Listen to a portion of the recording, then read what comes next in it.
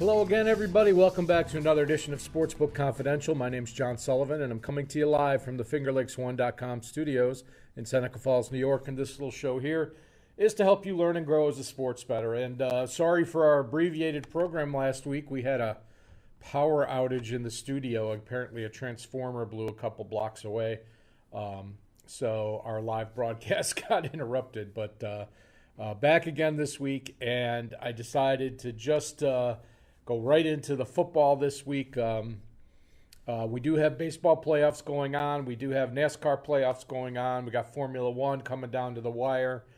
But just a great set of games this weekend in college and pro football.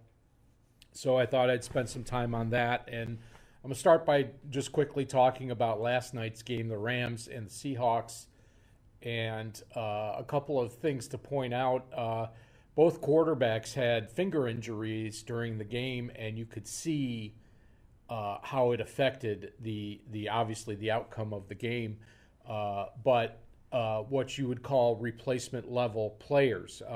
Geno Smith had to come in for Russell Wilson, and Russell Wilson is known for a player that rarely misses any time. And Geno Smith did pretty well under the circumstances, and I've actually seen a lot of things on Twitter today saying, oh, maybe this team should pick him up or that team should pick him up. No. His job is to come in an unexpected situation and run the offense. And for him to be a starting quarterback in the league, that's been tried already. And no disrespect to Geno, but I don't know if that would work again. So it's the other thing that I wanted to point out about that game was Sean McVay, who is the youngest coach in the league, and he's considered to be one of the best coaches in the league, and I strongly disagree with that. His inability to ever change tempo on the offense is something that already cost him a Super Bowl, and it could have cost him the game last night. His team, it's not that they're just deliberate, but his team runs the play clock down, and they try to get as many looks as possible before snapping the ball. Get as many reads on the defense, and it allowed Seattle to execute a lot of its defensive game plan, and his inability to speed up the tempo and change it, just mix it up every once in a while, which all great quarterbacks do. Peyton Manning, obviously Aaron Rodgers, and then B, not make adjustments till halftime, especially on the defensive side of the ball. It's very frustrating for me as a fan of the strategy of the game to watch that. I don't feel like this is a team, even though they're considered to be one of the favorites in the NFC. I don't feel like they're a Super Bowl team until they can overcome that hurdle. And I don't know if that falls on the offensive coordinator or the head coach or what, but it was an interesting game to watch, and you learn as the season goes on. So let's do what we always do and start by updating my bankroll. And as you can see, we had the power outage, so we didn't have any official plays. I did post them in the comments of the YouTube video in case you wanted to see what I did pick last week. But since I didn't say them on the show, we are not counting any wins or losses.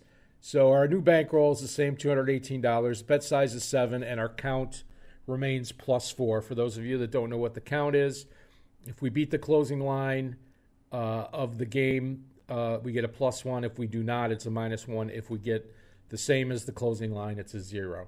So if it's a positive number, we're beating the closing line more often than not.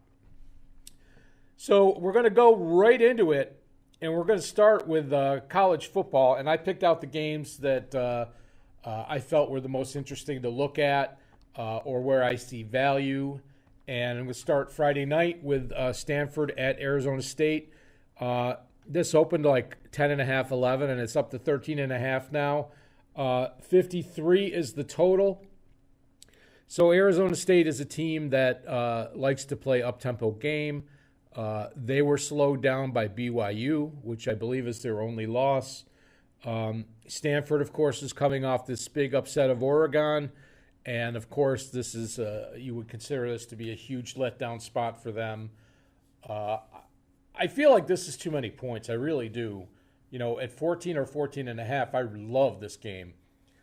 Stanford makes these teams like Arizona State and Oregon play a frustrating style of football. They want to make you grind out the game, and that's exactly what they were able to do with Oregon last week.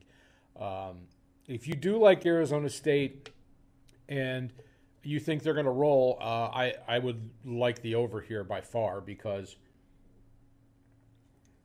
if they get up by 21 or 24 points, Stanford is going to have to play up tempo. They're not going to have any other choice. So I feel like Stanford will make it tough for Arizona State. I feel like that's a cover play. I don't feel like Stanford's going to win this game, but I feel like if you're getting 2 touchdowns, that's something to consider. And then you've got Oklahoma and Texas on Saturday, the Red River Shootout that's played in a neutral location. Texas plus 363.5. If you really feel like Oklahoma is a legit title contender for the national championship, you lay the -3 all day long here. And that's where I would lean. The 63.5, I'm not so sure. Texas, they, even when they played Louisiana, they put up, there was a lot of points scored in that game. Oklahoma can score a lot of points. It's a pretty high total. I just like Oklahoma there all day. I can't see Texas keeping this within 3 points. West Virginia at Baylor. This game really intrigues me. Baylor, of course, lost at home to Oklahoma State, which is a very good team. They come back and get West Virginia at home. -2.5. I think this opened at -3. West Virginia, they had a very competitive game, a Big 12 game against Oklahoma. I feel like Baylor is definitely the better team here, and the total, I believe, is too low here. 44. Baylor averages 37 points a game. So if they come anywhere near their average points scored per game, then you're counting on West Virginia to score 7. So I do like the over in this game, and I like Baylor at -2.5, but I like the over better. UConn at UMass, the Toilet Bowl. These are two teams that technically are independents and are 0-5 and 0-6 respectively, and have been throttled by every team that they've played. Of course, UConn is the 3.5-point favorite, basically because they've played a tougher schedule, although UMass has played Pitt and BC, and they actually, I think they lost to BC like 45-28. That's kind of respectable. UConn just lost to Vanderbilt by 2 or 3 points. So that's obviously why they're favored in this game. This game is at Massachusetts. 57 is the total. I'm not sure that that's going to be. I'm not sure how to feel about it. These teams have bad defenses, but on the other hand, one of UConn's quarterbacks that they use in their rotation is out, which makes me like UMass here, plus the points. And it's going to be interesting to see. Both of these teams are ranked in the bottom 5 of the entire Division 1A on offense and defense. So you have two very equally matched teams, equally bad teams. It's definitely, you would call, a motivation game. And then we have Wake Forest and Syracuse. I believe this opened at 6.5, and then it went to 6, and now it's 5.5. Syracuse is considered a tough place to play for ACC road teams. And Syracuse just had a kind of a heartbreaker of a loss at Florida State. 59 is the total. That is going to, if they score anywhere near 59 points, I think Wake Forest is going to cover this game. Wake Forest has played, I believe, a tougher schedule and has played at a consistent level that's high above Syracuse. I feel like Syracuse has improved. They took them a couple of games to find out who their starting 11 would be on each side of the ball. And now that they have that team, they're playing much better. However, I feel like they don't necessarily have the defense to stop what Wake Forest is putting down. So I'm worried that it's going to be one of those situations where you're going to get down 14 or 17 points early, and Syracuse is going to move out of its game plan. So I do like Wake Forest here, and if it from 5.5, it doesn't take a lot to go to 4.5.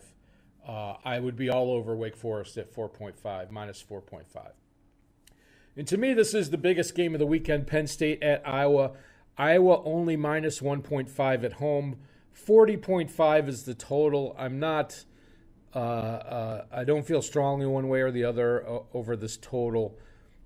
But Iowa State only minus 1.5. I mean, Iowa, not Iowa State, Iowa Hawkeyes. That means that if they were on a neutral field, that the bookmakers would slightly favor Penn State. And I feel like this is the beginning of the end for Penn State. I feel like this is a really good situation for Iowa. They match up well against the Penn State defense. So Penn State has Iowa, and then they still have Michigan, Ohio State, and Michigan State left on their schedule. It's just going to be just a tough road to hoe. If they get through that, obviously they're probably number one in the country because they've beaten, all of the great teams on their schedule. Unless you could argue that they would be close to Alabama, but if Penn State gets by this game, it doesn't get any easier for them, unfortunately. But I do like Iowa. If Iowa gets through this game, they can kind of coast to the Big Ten title game. So I feel like these are two similar style teams. Penn State's a little bit better of a passing team, but Iowa, I think, can run their style of offense against the Penn State defense and have some success. And then you have, of course, Michigan at Nebraska. Michigan is having a great year despite, having lost some players along the way. Nebraska is having a very middling at best year. I do feel like Michigan can win this game, can cover this game. I don't know how I feel about the total here either. Nebraska sometimes shows up and sometimes doesn't. So what I'm saying is their offense has been inconsistent. So maybe I would lean towards the under there. And then you have Alabama, Texas A&M, and it's 18 points, 50.5. Texas A&M has not shown up against a Power 5 opponent. They have wins, but their two games against Power 5 teams, Colorado and the other one escapes, Arkansas. They haven't shown up, and makes you wonder, even though this is a road game for Alabama, it makes you wonder if they're going to wake up and be the team that we thought they would be this season, or if they're just going to roll over and say, we know it's Alabama, they're going to kill us. I don't know. I can't bring myself to take the 18 points here, and I can't bring myself to lay the 18 points either. There's a very similar game with Georgia and Auburn, where Georgia's going to Auburn, and it's about the same point spread. Both of those games, I just don't have a good feeling about either one. It's a game that I don't see value in. And then finally, Memphis and Tulsa. Memphis has been a team that I've been very high on all season long. They have a couple of losses, but both of their losses are only by 3 points. And Tulsa is a team that just got housed by Houston in Tulsa last week. Did not look good at all. I'm not saying they're going to be that bad again, but Memphis is a team that is a highly skilled offensive team. They're going to put up points. I think they can outscore Tulsa here. I like them plus the points, especially I like them also on the money line. The over at 61 would depend on how Tulsa plays. Memphis's defense is not the greatest. Memphis plays these 34-31, 31-28 type games. So that's going to be right around 60 points.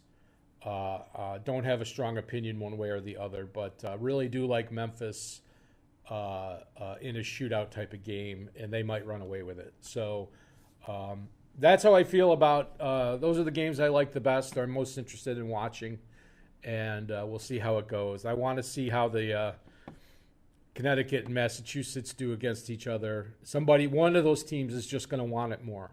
It'd be interesting to see who it is. All right, let's move on to the NFL. A good week in the NFL. We're going to start off with our first London game of the year. Jets at the Falcons. Falcons minus 345. Of course, in parentheses, I have my model or a predictive model where I use statistical analysis to determine what the point spread and the total should be according to the way I weight the stats. And I have the Falcons as 4.9 point favorites, 44.22. So the total's right on. And you're going to see now that we have 4 weeks in to the NFL season, you're going to see that, my model and the lines are going to start getting closer and closer. In the beginning, usually the first couple of weeks of the season is where you find value, where the lines are not probably as sharp as they should be. And as the season goes by, they get sharper and sharper. And my model also has more data from this season to work with, and they kind of move together. So I like the Falcons here because the Jets, rookie coach, rookie quarterback, first London game. I'm not saying Robert Saleh's never been in London as a coach before, but as a head coach, it's his first rodeo. So I feel like the Falcons are just a more veteran team. This is more of a normal experience for them. I think these teams are very similar in competitiveness, but I feel like the Falcons are probably going to be more ready to play. Plus, there's going to be a bit of a letdown from the big win for the Jets last week. Eagles at Panthers. Panthers minus 344, minus 3.37, 46. So the model likes the over here. The Eagles can score points. They didn't do a great job against Kansas City last week. And the Panthers, of course, gave up a lot of points to Dallas. I don't think the Eagles are anywhere near the quality of offense that Dallas has. So I definitely lean the Panthers here, but not at minus 3. I don't feel like I would put a wager on it. And this game that's definitely a show me game. Packers at Bengals. It's down to 2.5, 50.5. I have the Packers as almost a 5-point favorite, 50.17. So the Bengals have shown me, in my opinion, that they are a much improved team this year. Last year, before Joe Burrow got hurt, we knew they could score points. They were losing games like 28-31 or 31-35, and you knew that they were going to put up their 28 points. You just didn't know how many they were going to give up. And I think that they've taken strides as a team, and they've definitely improved overall.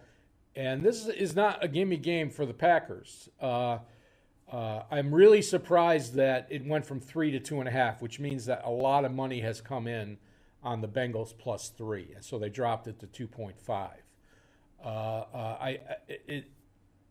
I like the Packers in this game, but it's not going to be an easy game. And, there's some question marks about is T. Higgins going to be back? Is Joe Mixon going to be in the lineup? Valdez-Scantling for Green Bay is going to be out. So there are issues about which skill personnel are going to be available. And I'm very interested to watch this game, but I don't feel like I have a good bet on it. Patriots at Texans, +9, 39.5.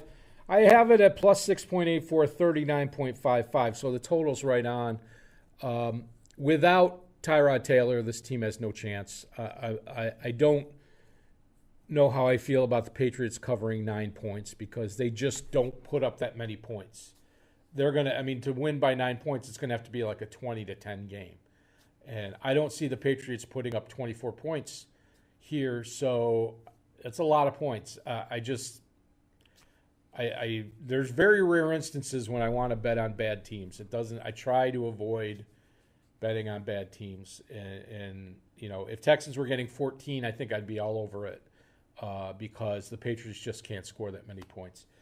Titans at Jaguars, +4.5, 49. I have it at +3.47, 49.55. So we all know what Urban Meyer did last week, and he's lost the locker room.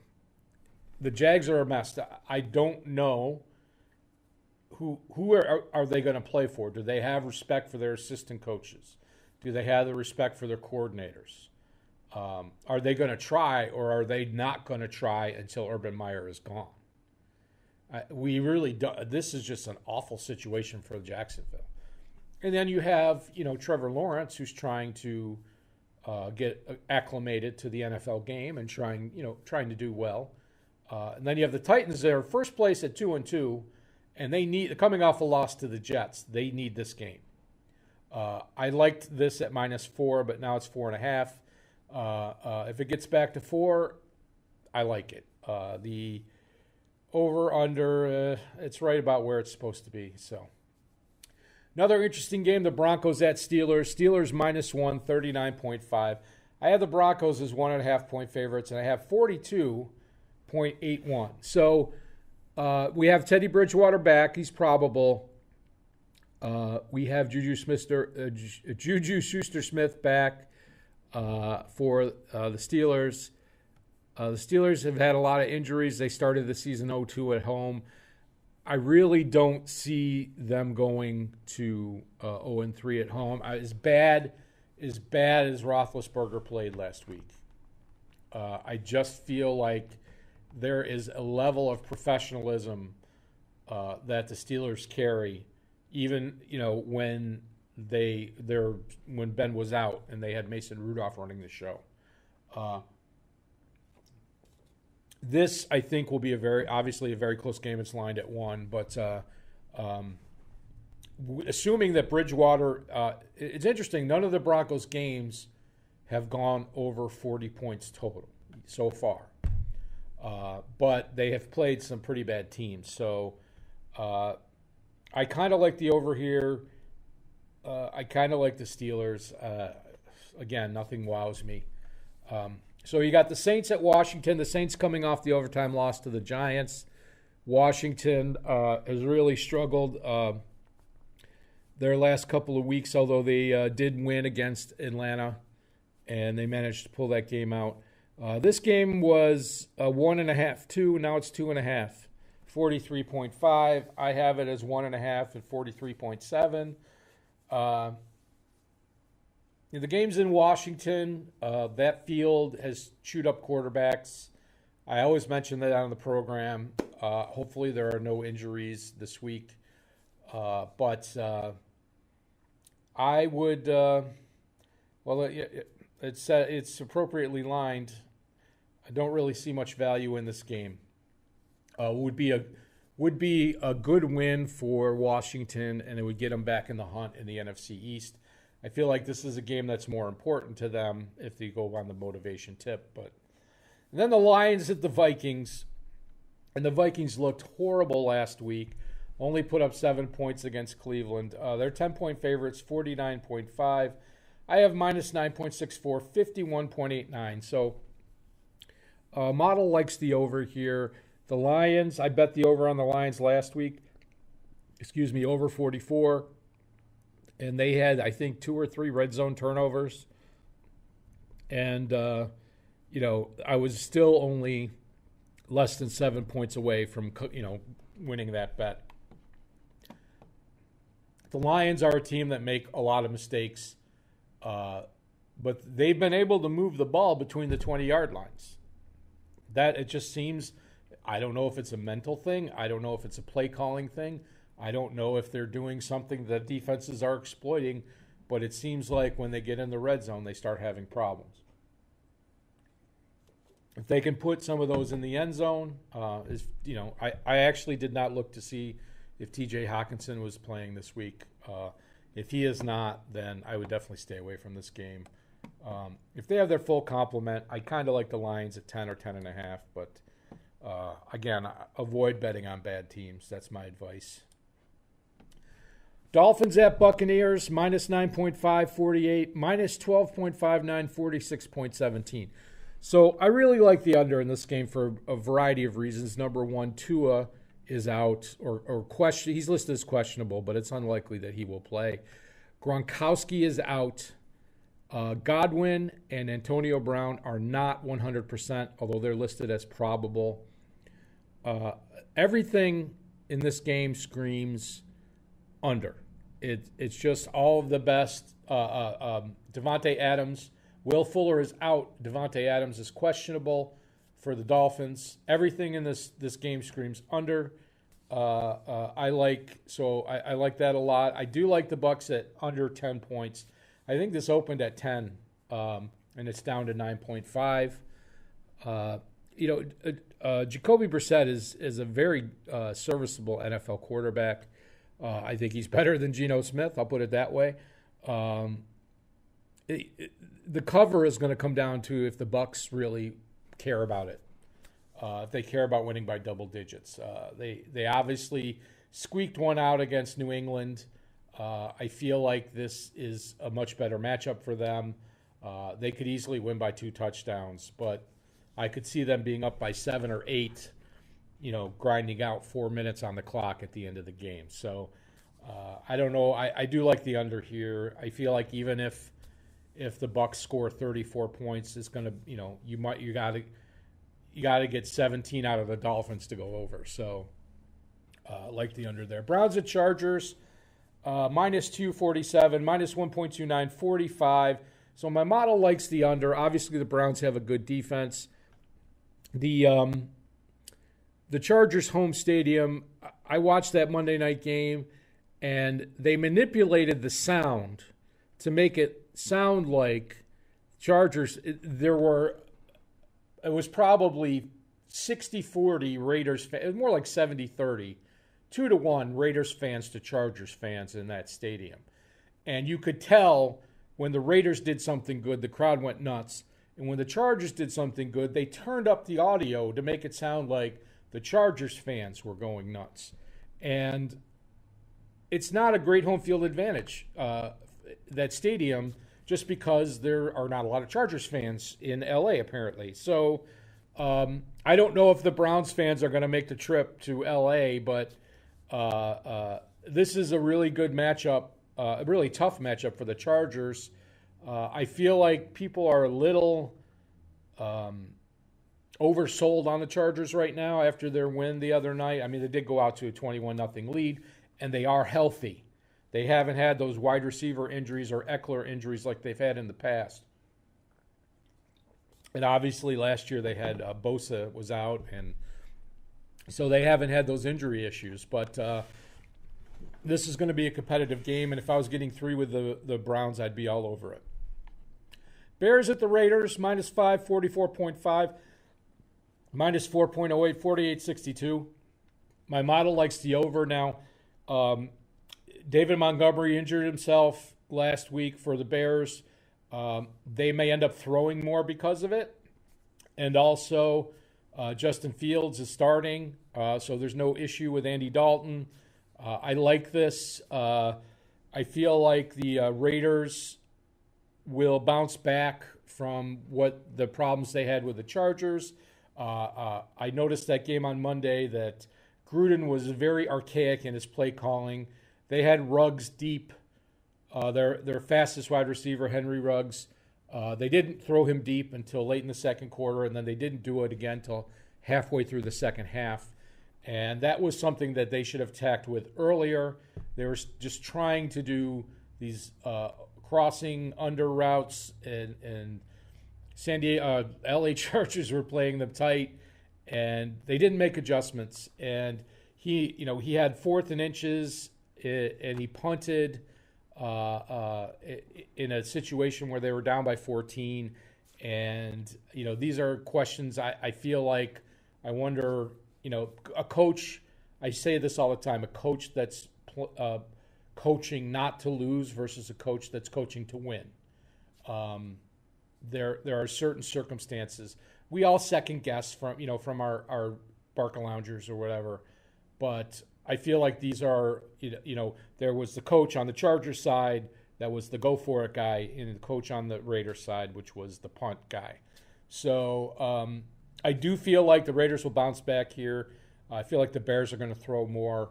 44.5. I like the over. Giants at Cowboys. Cowboys -7, 52.5. -8.06, 51.77. Now, Amari Cooper got hurt in the last game. Don't know if he's available. Ezekiel Elliott and Tony Pollard have been great as a combo.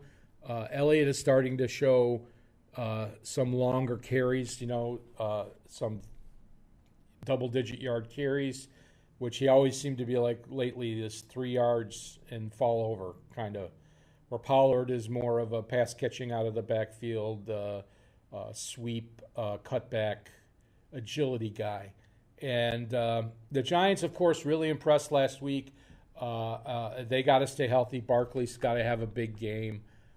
They can't drop passes like they've been doing all year long. I don't know if the Giants have enough on the defensive side of the ball here. I like this at like 8, 7 and 7.5. I don't really like it. At 8, I like the Giants. 49ers at Cardinals -4, 49 -4.89, 50.25. This is pretty much right on. Although the 49ers are probably going to start Trey Lance, and this may actually improve their chances of winning over Garoppolo. This may turn into a shootout, and I would kind of like to see that. The Cardinals are kind of due for a clunker, I have to say. They've been really good offensively, and this is a league where you're just going to have 3 or 4 weeks where you're not at your best, and that's going to happen sooner or later. I like this as an upset pick. I like the 49ers maybe to actually win this game outright.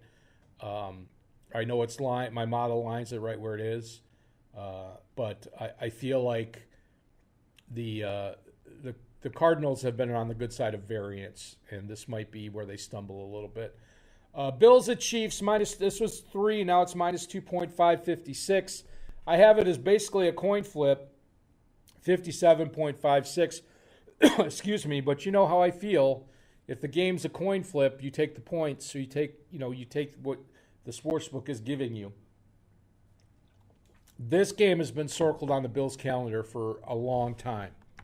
And they're coming off back-to-back shutouts. Obviously, they're playing very well.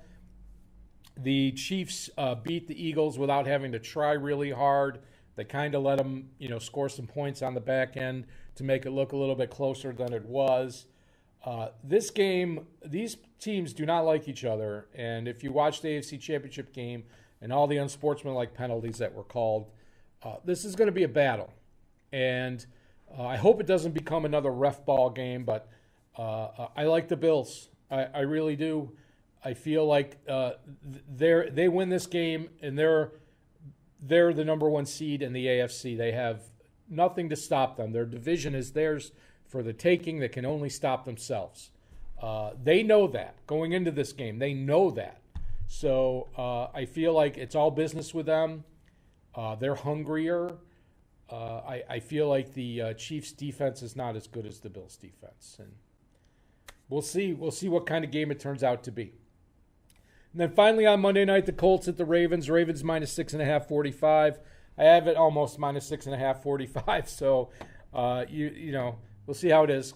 Maybe Carson Wentz will show flashes of his former brilliance, but until that happens, I would probably stay away from that game. So let's wrap it up, and I'm going to give you my picks, and we'll get out of here and enjoy this weekend of football.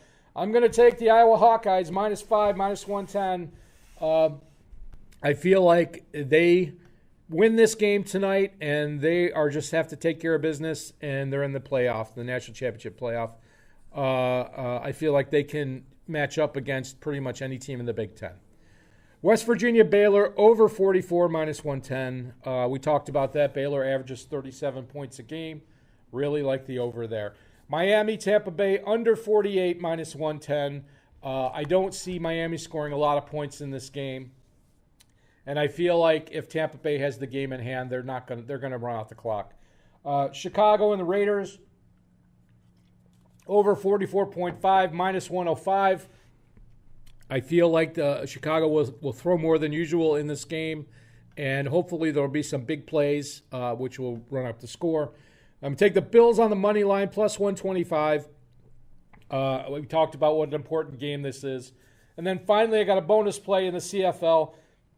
The 7-1 Winnipeg Blue Bombers tonight against the Edmonton Elks, minus 10 at home. Edmonton is having a historic season in the CFL. They are averaging only 14 points per game allowed, which would be a record in the CFL.